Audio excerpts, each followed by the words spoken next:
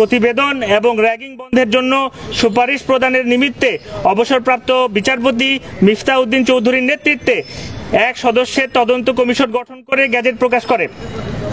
এই কমিশনের নির্যাতন ও র্যাগিং এর ঘটনা তদন্ত করে আইনানুগ ব্যবস্থা গ্রহণ করার জন্য 30 দিনের মধ্যে মাননীয় আদালতের কাছে রিপোর্ট পেশ করার কথা থাকলেও আজ 90 দিন পরেও তদন্তের কোনো অগ্রগতি আমরা দেখতে পাইনি।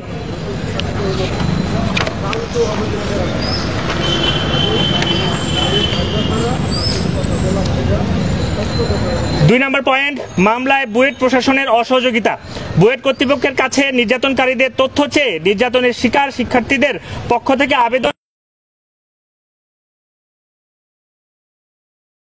পরবর্তীতে বিভিন্ন কন্ডিশনে অ্যাপ্লাই করে তারা তো আবার অ্যাপ্লিকেশন চায়। আমরা প্রত্যেকটা শর্ত পূরণ করে আবার আবেদনপত্র জমা দেওয়ার পরেও এখন পর্যন্ত নির্যাতনকারীদের পূর্ণাঙ্গ তথ্য বুয়েট প্রশাসন থেকে পাইনি। 43তম বিসিএস রিভেরিফিকেশনের নামে কিছু চিহ্নিত নির্যাতনকারীদের পুনর্বাসন ও নিরীহ বুয়েটিয়ানদের বঞ্চিতকরণ, এই দাবিটা আমরা 3 নম্বর পয়েন্টে বলতে চাই। 2024 সালের 7 জানুয়ারি ডামি নির্বাচনের আগে তড়িঘড়ি করে 2023 সালের 26 ডিসেম্বরের 26 তারিখে 43তম বিসিএস এর ফলাফল সুপারিশ করে পিএসসি কিভাবে গণভবন সহ অন্যান্য অবৈধ মন্ত্রী এমপি এমনকি পার্টি নেতাদের পক্ষ থেকে দলীয় ক্যাডারদের জন্য পিএসসিতে তদবির পাঠানো হয় তা ইতিমধ্যে সবার কাছে প্রমাণিত। এরপরেও কিছু প্রকৃত মেধাবী কিংবা পারিবারিকভাবে অবৈধ আওয়ামী সরকারের ভিন্ন মতাদর্শে বিশ্বাসী তাদেরকে চাকরি থেকে বঞ্চিত করতে নির্বাচনের পর ভেরিফিকেশন প্রক্রিয়া চলমান থাকে। 43তম বিসিএস এর নিয়োগ প্রক্রিয়া প্রায় চূড়ান্ত হবে। এর ঠিক পূর্বেই পতন হয় আওয়ামী ফ্যাসিবাদের। নতুন অন্তর্বর্তীকালীন সরকারের দায়িত্ব গ্রহণের পর মিথ্যা মিশ্রিত পূর্বের ভেরিফিকেশন রিপোর্ট যাচাই করতে ব্যর্থ হয়। অবশেষে পূর্বের প্রাপ্ত সেই রিপোর্টের ভিত্তিতেই প্রজ্ঞাপন প্রকাশিত হয় গত বছরের 15 অক্টোবর।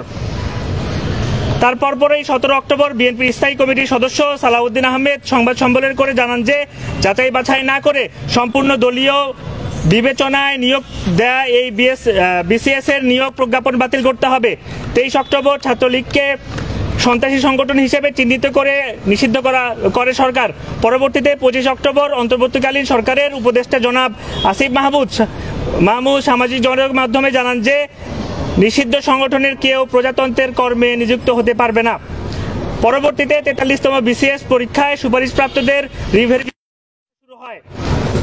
বিগত সময়ে প্রশাসন ও পুলিশের মাধ্যমে ভেরিফিকেশন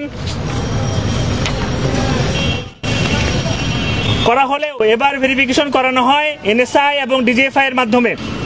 মাত্র 2 মাসের মধ্যে সম্পন্নকৃত এই ভেরিফিকেশনের পর বিগত 30 ডিসেম্বর 2024 আগের গ্যাজেট বাতিল পূর্বক পুনরায় নতুন প্রজ্ঞাপন জারি হয়। উক্ত গ্যাজেটে স্বাস্থ্য পরীক্ষায় অনুপস্থিতরা ব্যতীত গোয়েন্দা সংস্থার প্রতিবেদনের কারণে বাদ দেওয়া হয় 227 জনকে। খুবই আশ্চর্য হতাশার বিষয় এই যে উক্ত গ্যাজেটে বাদ পড়া বেশিরভাগ প্রার্থী অরাজনৈতিক কিংবা সাধারণ বলে জানা যায়। এমনকি 24 এর ফ্যাসিবাদ বিরোধী আন্দোলনে সক্রিয় অংশ নেওয়া বেশ কিছু প্রার্থীও বাদ পড়েন উক্ত প্রজ্ঞাপনে। অথচ চিহ্নিত অপরাধী, নির্যাতনকারী তথা ফ্যাসিবাদদের দোসর নিষিদ্ধ ছাত্রলীগের পদধারীরা স্থান পেয়েছে গ্যাজেটে। বুয়েটের ক্ষেত্রেও উক্ত ঘটনার প্রতিফলন আমরা লক্ষ্য করেছি। 43তম বিসিএস গ্যাজেটের পররাষ্ট্র ক্যাডারে নিয়োগপ্রাপ্ত মেধাক্রম 4 মোস্তফা মনোয়ার বুয়েট ছাত্রলীগের তৎকালীন কমিটির সোহরাওয়ার্দী হলের সহসভাপতি। অসংখ্য সাধারণ শিক্ষার্থীদের শিবির ছাত্রদল ত্যাগ দিয়ে নির্যাতনের সাথে জড়িত এবং বুয়েটের মধ্যে ভাঙচুরের কারণে যাকে বুয়েট কর্তৃপক্ষ 4টি টার্মের জন্য একাডেমিক বহিষ্কার পর্যন্ত করেছিল, তাদের ক্ষমতার সময়ই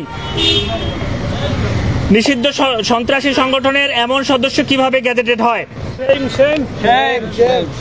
পররাষ্ট্র ক্যাডারে নিয়োগপ্রাপ্ত মেধাক্রম 23 বুয়েট ছাত্রলীগের আরেক সন্ত্রাসী সহসভাপতি ও ইতিপূর্বে নজরুল ইসলাম হল শাখার সাংগঠনিক সম্পাদক অনির্বাণ সাহা, যার অপকর্মের বৃত্তান্ত ও প্রচারণা ব্যানারের ইতিপূর্বেই উন্মুক্ত হয় সবার হাতে, যার বিরুদ্ধে রয়েছে বুয়েটে অসংখ্য নির্যাতন ও মারধরের অভিযোগ।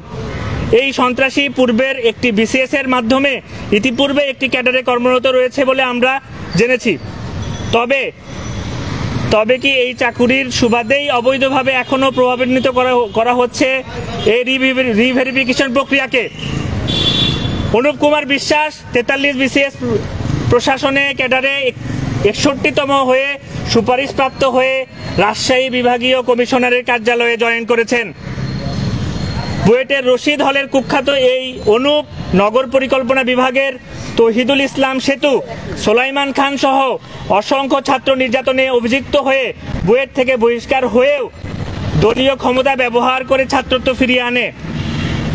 ছাত্র নির্যাতন, মাদক ও হিরোইন ব্যবসার সাথে জড়িত থাকার পরেও কিভাবে সে ভেরিফিকেশনে টিকে যায়? অবাক করা ব্যাপার হলেও সত্য যে এই অবৈধ ফ্যাসিস্টদের প্রভাব এতই গভীর যে প্রথমবারের গ্যাজেটে বাদ পড়ার পরেও বুয়েটের এক সন্ত্রাসী অনিক ব্যানার্জি অন্তর্ভুক্ত হয় নতুন গ্যাজেটে। প্রশাসন ক্যাডারের মেধাক্রম 11 এর এই সন্ত্রাসী বুয়েট ছাত্রলীগের সহসভাপতির পদধারী ছিলেন। ইতিমধ্যে সে 41তম বিসিএসে কাস্টম ক্যাডারে কর্মরত আছে।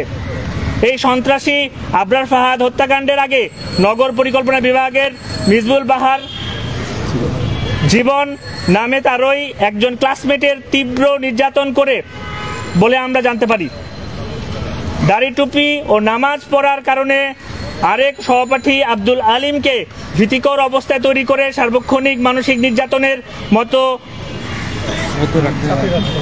সকল ধরনের মানসিক নির্যাতনের মধ্যে রেখেছে এই অনিক ব্যানার্জি গং। ঢাকা বিশ্ববিদ্যালয়ের আরেক শিক্ষার্থী রাফে সালমান রিফাতের উপর নির্মম নির্যাতন চালায় এই অনিক ব্যানার্জি। উপদেষ্টা জনাব আসিফ মাহমুদ এর বক্তব্য অনুযায়ী এই সন্ত্রাসীদের যেখানে প্রজাতন্ত্রের কর্মে নিযুক্ত থাকারই অধিকার নেই, সেখানে নতুন করে আবার গ্যাজেটেড হয় কিভাবে এরাই কি তাহলে আগামী বৈষম্য বিরোধী বাংলাদেশ প্রশাসন পরিচালনা করবে?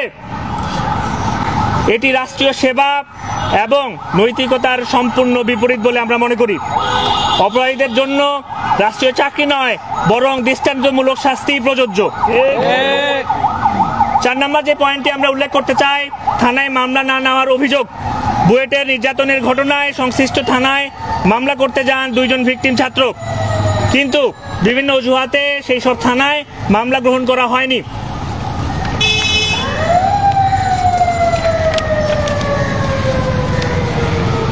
আমাদের দাবিসমূহ: 43তম বিসিএসে নিয়োগপ্রাপ্ত মোস্তফা মনোয়ার আকিব, অনির্বাণ সাহা, অনুপ কুমার বিশ্বাস, অনিক ব্যানার্জি সহ নিষিদ্ধ সন্ত্রাসী সংগঠন ছাত্রলীগের পদধারী ফ্যাসিস্টদের সকল দোষরদেরকে অবিলম্বে গ্যাজেট থেকে বাদ দিতে হবে এবং নির্যাতনে জড়িতদের সরকারি চাকরি থেকে স্থায়ীভাবে অযোগ্য ঘোষণা করতে হবে।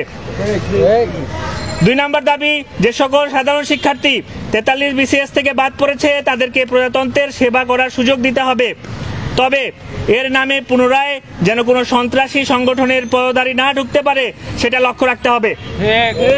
3 নম্বর দাবি, বুয়েটের নির্যাতন তদন্তে গঠিত কমিশনকে পুনর্গঠন করে স্বচ্ছ, নিরপেক্ষ এবং দ্রুত তদন্ত সম্পন্ন করতে হবে।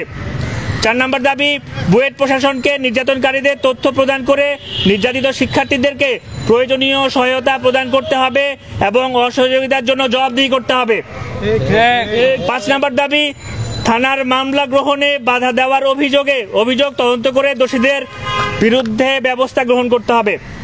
আমরা স্পষ্টভাবে জানাতে চাই, ন্যায় বিচার নিশ্চিত না হওয়া পর্যন্ত আমাদের এই প্রতিবাদ অব্যাহত থাকবে। প্রশাসন যদি এ বিষয়ে দ্রুত এবং কার্যকর পদক্ষেপ না নেয়, তবে আমরা নিয়মতান্ত্রিক উপায়ে আরও বৃহত্তর আন্দোলনের পথে এগিয়ে যাব।